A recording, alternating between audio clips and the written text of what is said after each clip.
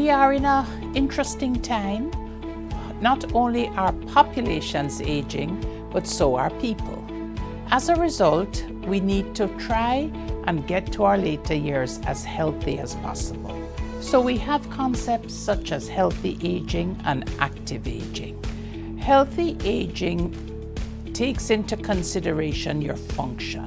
And function is much more than just walking or seeing or what. It's the total. As we get older, we want to be functionally independent. And most persons can be functionally independent. Functionally independent does not mean that you don't need a walker, that you don't need glasses. So we talk about healthy aging as a process of developing and maintaining function. That means that healthy aging is a topic for everybody. But what's so important about healthy aging is that it's never too late to start. So you can be 80. There's no reason for you to not increase your levels of activity. Healthy aging includes your environment. It means for some changing the bedroom so that you can navigate the space to the kitchen or to the bathroom without bouncing into everything. And therefore, it's really a concept. If you are 20 or 30, what you will do to maintain healthy aging is different than if you are 70 or 80. So it's very age specific. In your younger years, you are going to look at the risk factors for disease.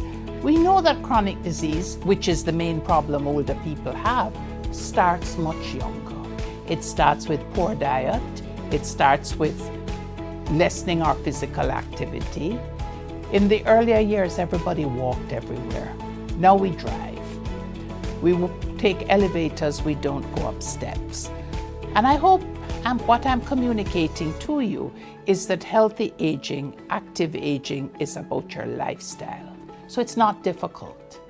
Healthy aging does not mean you cannot have some ice cream occasionally. It's about moderation. It's about looking at family history. Do you have a strong family history of hypertension and diabetes? Then you may want to look at things like controlling your weight. And these are the concepts that go into healthy aging. How do you age healthy? If I was to narrow it down to 2 tips, I would say you need to move more. Physical activity is the number 1 thing that helps healthy aging. Do notice, I'm not saying exercise. Now, I'm not saying people who like exercise, want exercise, go to the gym, are not doing it correctly. But what I am saying is if you are not one of those persons, you can still increase your levels of physical activity. If you take a taxi, take a bus, come off a few feet before your house. Use the steps at work instead of the elevator. Walk up and down your driveway. Walk around the roads where it is safe. Some of our communities now have parks. Some have walking tracks. So it's about increasing your level of activity. We spend far too much time now sitting at a desk, looking at a computer, looking at other things. Get up, walk around the desk, do things like that. So the tip is therefore look at your life and look at where you can increase your activity. When last did you rake your garden? When last did you pick up after the dog? So it's things like that that you want to do. The second one is to look at your diet.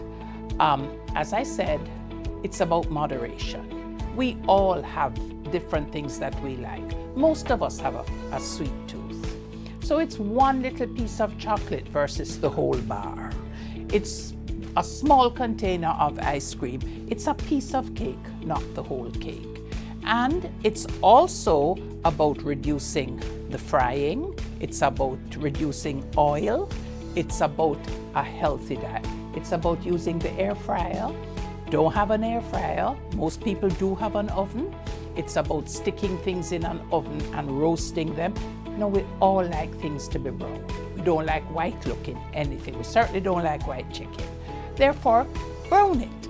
take it out the oil and finish cooking it in the oven. Or if you are single and live alone and it's a one piece, then you're going to use your toaster oven.